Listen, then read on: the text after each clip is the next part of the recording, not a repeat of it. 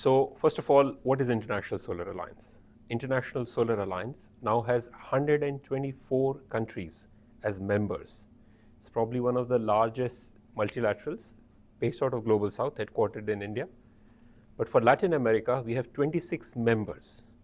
So this is an opportunity for all our Latin America and Caribbean countries to come together, and we will discuss what are the right energy transition solutions for solar batteries in the context of Latin America. That is why we are here. Yes, so Chile is the host for the Latin America and Caribbean, where we have countries as vice presidents. The vice president is Grenada. So the chair of the regional committee will be Grenada, but Chile, because of its leadership in green hydrogen, minerals, plays a very important role in Latin America, and hence it is the host. So Latin America and Caribbean are a very diverse set of countries. Let's first start from the Caribbean countries. A lot of them are what are called small island developing states, SIDS.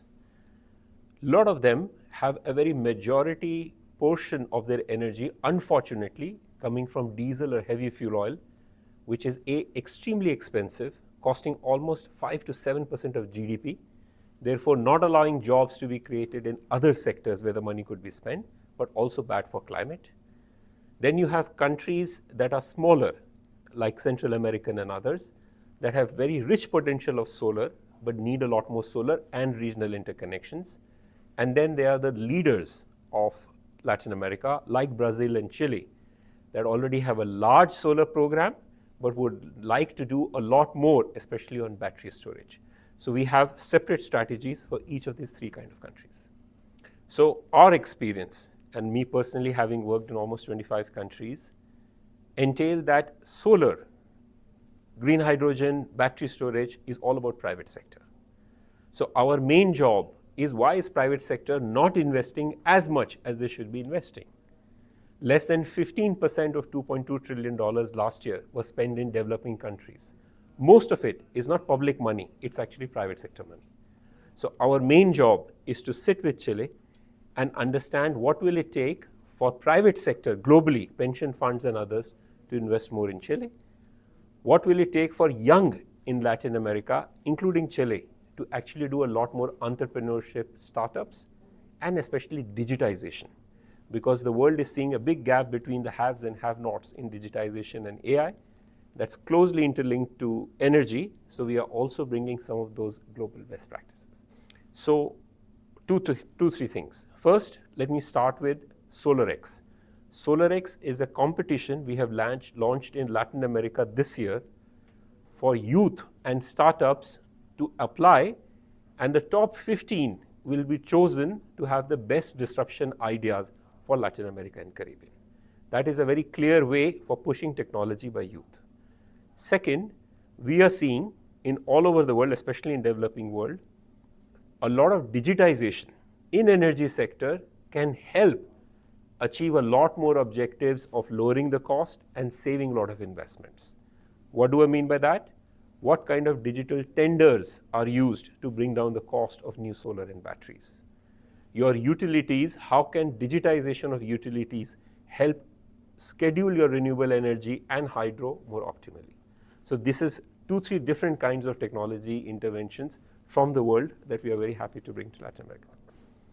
So we started with Africa, 20 companies in Africa, then 10 companies in India, and 20 companies in Asia Pacific.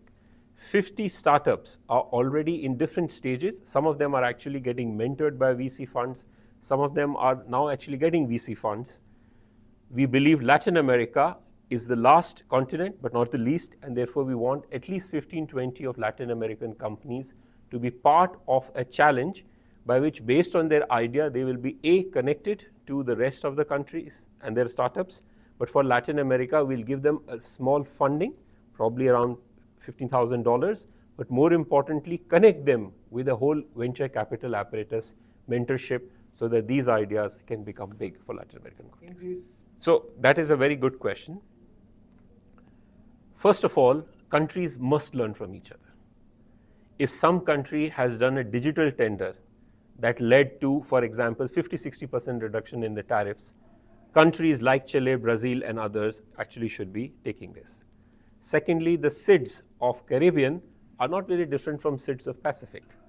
2 weeks back, I was in Colombo, where 5 Pacific countries, Seychelles, and Maldives signed a declaration that they will come together to get rid of diesel-based generation and do an aggregate procurement. So it's important that the Caribbean island countries that have the same problem must cooperate with Pacific islands.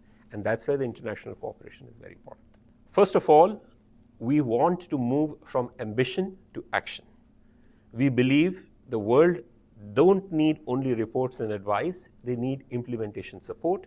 We are here to offer platforms like SIDS to Caribbean countries to come together with their Pacific brothers, African and Asian.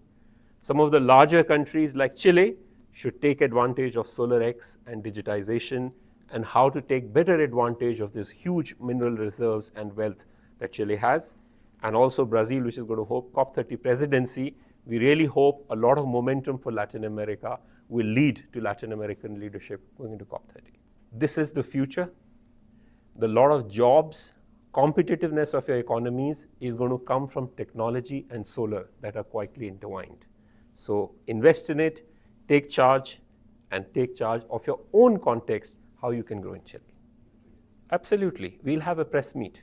So there will be a press meet where all the people from the press will be invited to have a press meet. Because you see, please understand, so much of all of this is about learning, sharing, and actually having a much better hope for future, which requires lower cost of energy, youth getting absorbed in everything related to clean technology and digitization, and the region coming together and learning from each other. So all of this will be part of Tuesday.